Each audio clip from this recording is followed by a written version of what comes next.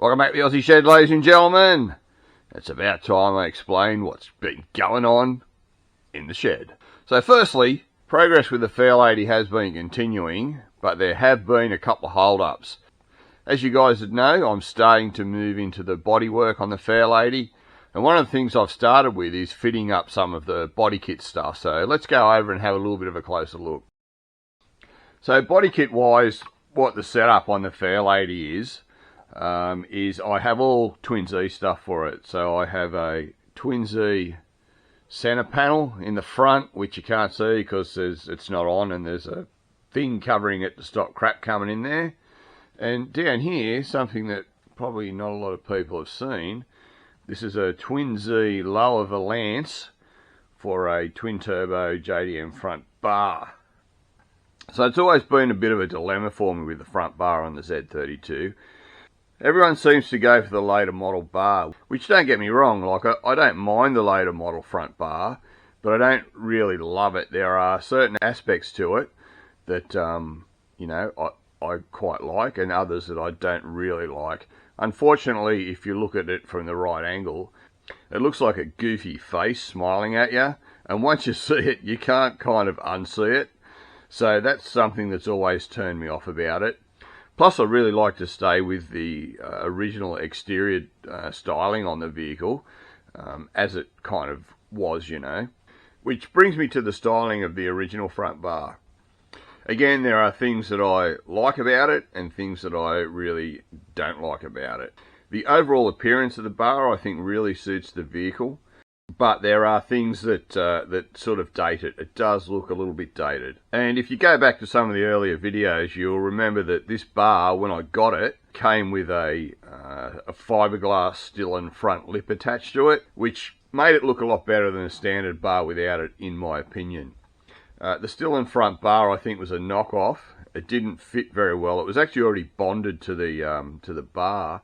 I found that it was actually out of shape and it was stopping the bar fitting properly.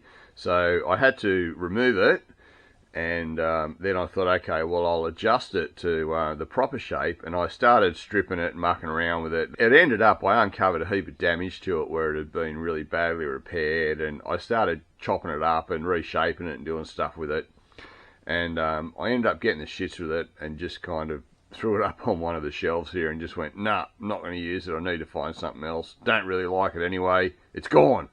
So then the problem arises, what else am I going to use? Well, this is what I've come up with. So this is my final incarnation of the front bar that's going to be on the Fairlady. So I have the standard twin turbo front bar. I have ducts fitted in place of the fog lights. I'm going to be putting a Twin Z center panel in there, which I already have. And what you have down the bottom here, this is a Twin Z lower valance for an early twin turbo JDM front bar. Now, what this does is it creates kind of a hybrid between the later model bar and the early bar. So it kind of gives you all the lower styling of the later model bar, but you maintain the upper styling of the early twin turbo bar, which in my opinion looks really good. So what they've done is they've realigned the openings in the front. The lower opening originally on the bar comes back further than the upper opening. Now they've brought those back into line, which looks much better. So instead of being completely open like the later model front bar is, you still retain that divider in the center, which in my opinion looks really good. And what they've done around here is they've completely modernised the styling of this lower section, which in my opinion is the worst part of this front bar. The lower section looks quite dated, shall we say.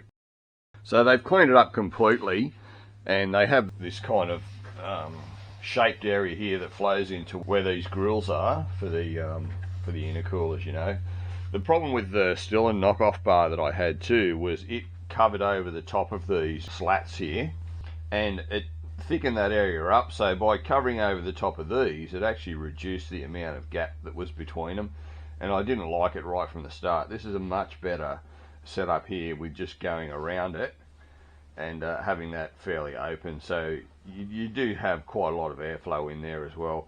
And honestly, if you really wanted to, I think you could just remove that in from behind it completely. But currently I kind of like the fact that they're still there, because it really sticks with the styling of this early model, you know. And I think overall the whole thing looks quite modern without deviating too much from the original styling on the front. Alright, let's head that way down the side and have a look what we've got. So here obviously we have Twin Z side skirts with the Twin Z side splitters and the door infills. I really like these. I've looked at so many different side skirts and stuff for the Fairlady, and they're all, I don't know, they're too outlandish and they detract too much from the styling. Basically the Twin Z stuff, I feel it really kind of maintains most of the original styling, but just kind of modernizes it and brings in some new lines, which in my opinion just again make the car look a little bit more modern, without saying, hey, look at me, I'm a body kit. Now once this is all painted up, as you would know if you've seen the Twin Z stuff, it won't even really be noticeable. It just makes the car look a little bit more modern. The side splitter is probably the thing that will be most noticeable, but because it will be painted black, all the rest of it will be painted silver. But the reason I went for these side skirts is I'm actually incorporating that into the flat floor, which you've seen the templates and everything that I have, so it actually becomes a functional part of the flat floor, more so than just sort of an add-on thing there that's really just for looks. And on the back of the car I have a Twin Z rear spoiler. So basically I've got a lot of the Twin Z catalogue on the car, other than I haven't used their front bar, which is what a lot of people will do. And of course I have the vented bonnet that I made, and I'm really still debating whether or not that's going to be on the vehicle most of the time. It may be something that I just put on for track use, or I've really got to see what it all looks like painted up and all that kind of things. I also have a standard nose panel for the car as well, so I can really run the car in two ways. I can keep it looking really stealth with a standard bonnet, standard nose panel, everything else will just kind of blend in, or I can make it look kind of pretty racy with the vented bonnet and the vented nose panel and all that kind of stuff. But that'll be something I'll decide once the car's on the road, what I really feel about its looks in person and all that sort of stuff. So what's been with all the delays, Trevor, you ask? Well, when I started fitting all of the body kit stuff, it was going quite well. It's actually not finished yet. There's still a little bit more to do. Fitting the side skirts and everything, they're actually very, very well made, the Twin Z stuff. It fits really well, but it still does require some work. So don't think you can just kind of buy the stuff and slap it on. It still does require a bit of work, but not as much as a lot of the dodgy sort of knockoff aftermarket stuff does. And even finishing wise, like the finish on these, the surface finish on these is actually pretty bloody good. Like, it still needs a little bit of work obviously for painting and whatnot, but they're pretty straight, fit up's pretty good.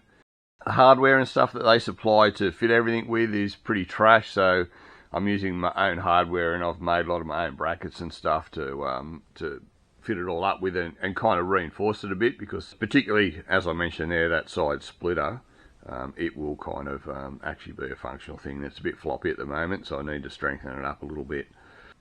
So anyway, I started fitting this side up, and it went really well, and I moved over to the other side, and I started sort of fitting that up, and things were just not lining up, and I was having a few issues with it.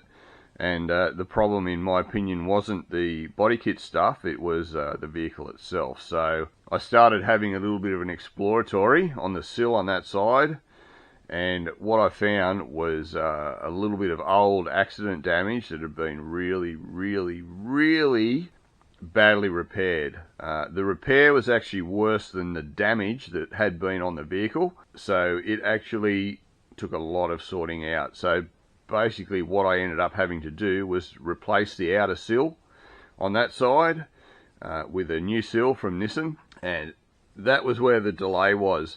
It took over a month to get that new sill from Japan. There were no stock in Australia, so yeah, it kind of threw a big spanner in the works. So I'll take you over that side and we'll have a little bit of a look at what I've had to do and where the damage was, and I'll chat to you about that a bit more. Well, let's go around that side. Alrighty, so you can see the new sill sitting on there, the new outer sill, or rocker panel for all you people in the US, I think that's what you call it. It is a genuine item. As I say, it took me over a month to get it from Japan with the help of a mate.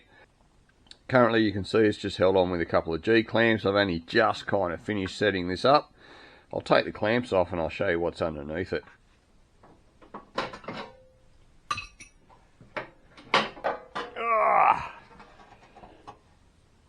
That's our part number for the sill there. If you're ever in need of ordering one of these, they are still available through Nissan, but you have to order it from Japan. Get her out of the way. So yes, you can see here that there's no damage to this sill support. It's very good. So in my opinion, the door probably took most of the impact of whatever happened on this side, and the door has been replaced. You can tell by the fact that the sealer around the hinges has all been disturbed and everything. So unfortunately I didn't film any of what I did here, but I did take some still photos. So if I can dig out the photos, I'll add some of those in, and you can have a bit of a look for yourself. And I'll do that now. A pretty nasty looking bit of gear there, as you can see by that weld. There's actually another one right along the front that's been ground off on that corner, and there's another similar looking weld underneath that runs right along the bottom. It's overall a pretty nasty looking bit of gear.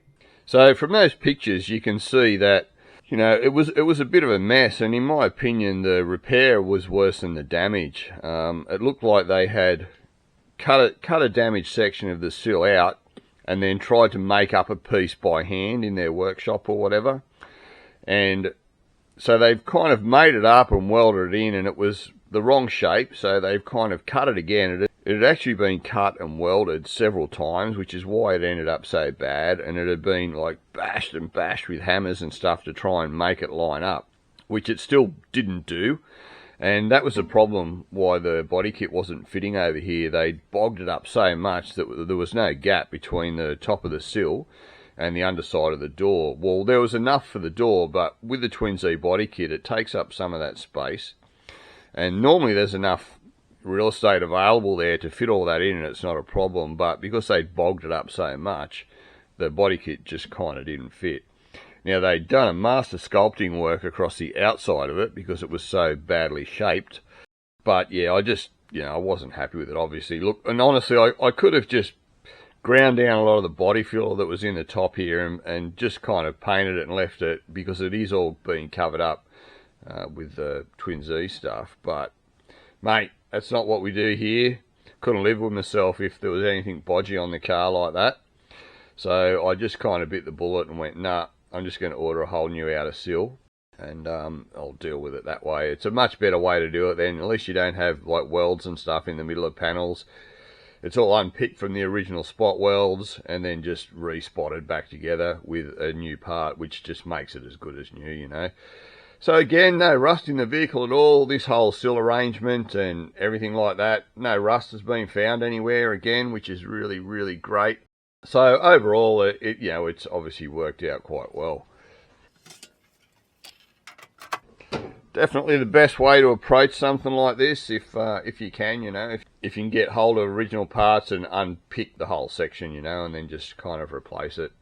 Anyway, that's what's taken me so bloody long to get any real progress done on the Fairlady, and you can see it isn't finished. So it's almost done. It's almost all fitted up properly and everything, and it's about to be all spot welded back in position as per the original. Alright, so that leads me to the next big change in the Aussie shed. I'll pick up this camera and we'll just go around the other side. So I've gone and bought myself a new mill, guys. Pretty decent sort of a setup, which should really help expand my capacity to make parts, particularly for the Z32. Since starting this build, I've had a lot of inquiries from people about making some parts for them, like I've done on the old girl here. Now, as much as I would have liked to do that, with my setup that I had before, using the converted drill press that I kind of made many years ago, even though it was able to kind of mill stuff, unfortunately it wasn't capable of making anything that I would be able to sell to people, just mainly due to the time that it takes to make stuff on it is just ridiculous. So, you know, like, I'm happy to just spend bloody days and days working on some minuscule little part for myself, but if I've got to make parts for other people, there's just too much time involved. It's just literally not worth my while to even think about it. So I've always felt a bit guilty about that, and I've also had a lot of ideas for things that I would like to make for the Z32, but I really haven't had the capacity to do. So while I've had all this time waiting on that sill to arrive, I've been working on some prototype designs of a lot of bits and pieces that I would like to make for the Z32. Hopefully I'll have more info to update on that pretty soon, but it'll probably take me a while to get all that sort of sorted out as well. So basically, I've spent this last month or so updating the capacities of the shed to make more and more parts, and sorting out some delays and some issues with the Z32. So I think that's about all I've got for you guys. Hopefully now that all this sort of stuff's been sorted, I'll be able to get the videos out a little bit more regularly, as I generally used to do, and we'll get a little bit more progress pushing forward on the Fairlady. Anyway guys, as always, thanks for stopping by the Aussie Shed. Always a bloody pleasure to have you here. I hope that clears up what's been going on and why there haven't been many videos coming out lately. But that'll all be sorted out soon. So as always guys, I'll bloody well see you on the next one. Cheers.